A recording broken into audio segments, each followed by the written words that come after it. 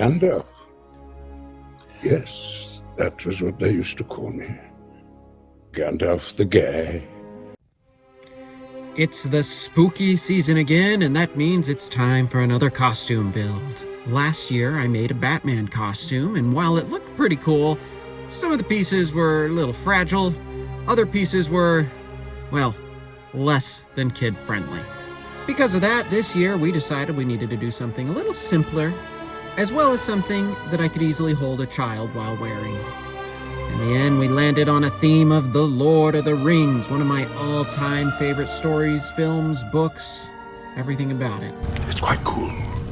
Now, naturally, I gravitated to the idea of building a Sauron armor suit. This, though, of course, breaks both of those rules that we just discussed for this year. And so, in the end, I landed on the simple costume of Gandalf the Grey.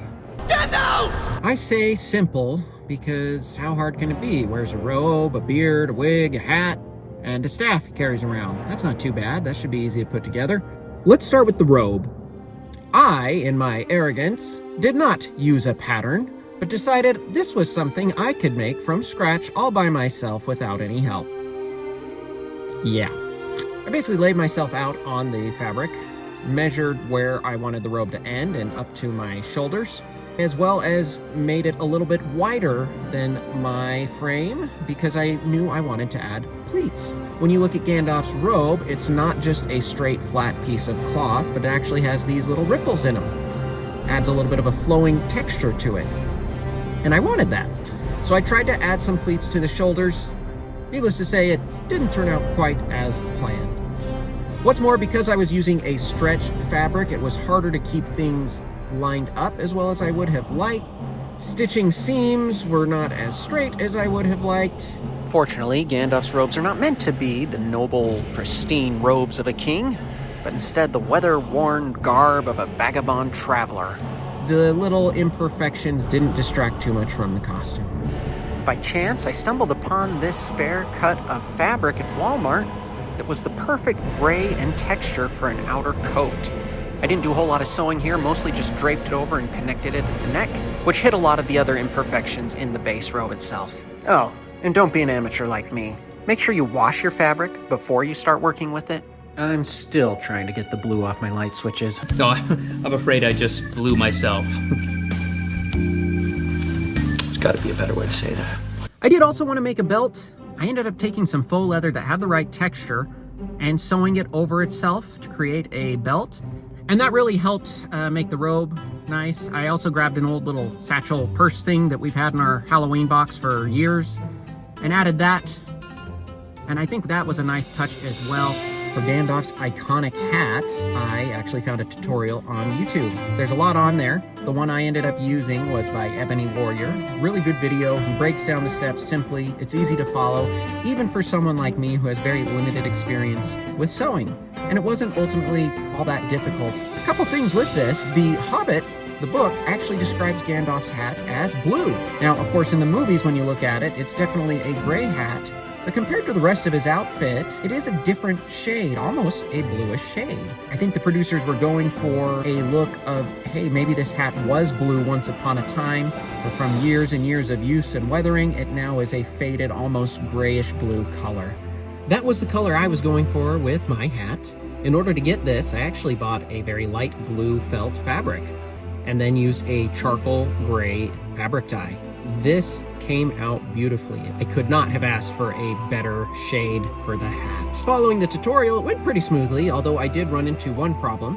I wasn't able to get the same strength of interfacing that they used in the video, making my brim really floppy. My workaround for this actually came through, you guessed it, 3D printing. I took the pattern provided in the tutorial, traced it in Fusion 360, and printed myself a 0.5 millimeter thick piece of plastic to insert into the brim. The brim is still not totally rigid, however, the mild floppiness that's still there, I think, again, adds to that weathered look. So rather than purchasing a cheap beard that hangs over your ears, I wanted something I could glue to my face that would look more realistic. Now, the traditional way you do this is with crepe hair. This is a wool-based hair that is often used for stage productions and even sometimes movies. The crepe hair comes in these tight little braids A nice trick to get them unraveled and straightened is to use a steamer. Now, when I purchased these, they came in 12-inch strands. Thinking of Gandalf's beard, that's maybe not quite long enough. Once you get these things all unraveled, they're closer to 2.5 feet in length, though. Needless to say, I may have gotten a few more than I needed. I might have overdone it. However, since I was using the same hair to make the wig, it was nice to have extra so I didn't feel like I had to be stingy with it. Now, the traditional way to put crepe hair on as a beard is to use something like spirit gum, liquid latex, and glue it directly to your face. This will make it look realistic because it's coming straight from your face. However, that means every time you want to put it on, you have to go through this lengthy process. I knew I was going to be wearing this costume more than once, and so I was looking for a way to avoid that. Enter Smooth On. Smooth On is a company that makes professional-grade silicone to be used for prosthetics and other makeup effects. Similar to liquid latex, silicone is going to be more sturdy, and since I knew I would be wearing the beard multiple times, I decided I'd try out the silicone so it would be a little more durable. Basically what I did is, using a 3D printed model of my head, I coated a layer of silicone on around the chin and neck, and once that dried, I started attaching the braids of crepe hair. You do this with just a little bit of Prosade. I used primarily a light gray, though I did try to blend in a few other little colors. A little bit of white, a little bit of dark gray, and even a little bit of an ash blonde, just to give a little bit of variance to make the hair look a little bit more realistic. And finally, now that the beard is attached to a base, when I go to put it on, I just have to glue this patch of silicone to my face rather than each pocket of hair, making the application process that much faster. I look like that little dwarf from The Hobbit. Now, since I had the silicone, I decided, why don't I try and make my face look a little bit more like Gandalf's by making some prosthetics. To do this, I went into Fusion 360, I downloaded a model of Gandalf's face, I scaled it to my own head, and then made a negative of that model. I then printed these and coated them with silicone to peel them off to create for myself a fake nose, some forehead wrinkles, and some eye bags. Always follow your nose. To make the wig, I got a lace front base and then used a fabric ribbon to start to create wefts. You glue on strands of hair onto each weft and then attach those onto the wig. Now, as I went about this, I was really worried about the wefts showing through, and so I think I used a little bit more hair than I should have. The wig was very poofy, especially when it was first done. Fortunately, I was able to just wet it down a little bit, and that was enough to bring it into a more appropriate level of volume. It still doesn't have quite the same wispy look of Gandalf's hair, but still ultimately looks great. I 3D modeled the staff. Now, there are models of Gandalf's staff you can find online. Most of them I found were actually for Gandalf the White. I'm doing Gandalf the Grey. It's a different staff.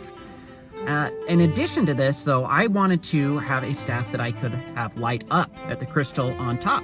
In order to do this, I had to make sure the design incorporated a spot for batteries and, of course, a button switch. So ultimately, it was just easier for me to design it from scratch. Fortunately, his staff is not a very complex object, so even with my limited sculpting skills, I was able to create a model that looks great. It printed in 8 separate sections. I did run a 3/4 inch PVC pipe through the middle for extra stability, and was able to wire up some LED lights into the crystal that work with the push of a button and run off of 2 AA batteries. If you want more details on how I made the staff, I actually made another video that breaks down the process step by step in case you want to make the same staff or a similar project. See the link in the description. Gandalf the Grey wears black socks. And black boots. It's what I got. I even made the brooch. Only to realize no one will see it because of my beard. Well, let's see if we can transform my face. Hair everywhere. I've seen some things, Frodo. I just keep my finger in my nose all night. No one will know. Take forever. Right, well, time for the beard. There. Now, I am Gandalf. Oh, I do have some hobo gloves. These were actually lady gloves, I think. My hat.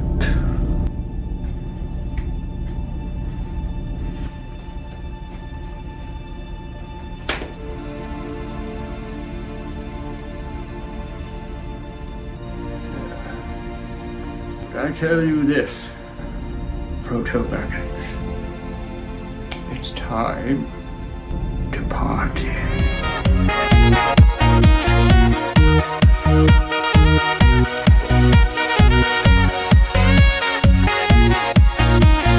And there it is, Gandalf the Grey. I really enjoyed making this relatively simple costume. I take a lot of pride in the fact that the majority of this costume was made completely from scratch and involved multiple techniques from sewing to 3D printing to playing with silicone. I'm very happy with how this one turned out. I feel like I got the look that I was shooting for, even with the minor inconveniences or things that didn't turn out perfectly. And it worked great alongside the rest of my family. My wonderful wife was Galadriel. My daughter was Tauriel from The Hobbit. My little boy was our little Frodo. We even made some Hobbit feet for him. And I was also able to design and make a sting blade that actually will glow blue at the push of a button. And our baby little girl was a little Hobbit and also Smeagol when my wife wasn't looking. And if you haven't seen it, check out the short we made at work where Gandalf becomes an eye doctor. And so we come to it at last. Here on the shores of the web comes the end of our video. I will not say, do not weep, for not all tears are an evil. Until next time, farewell.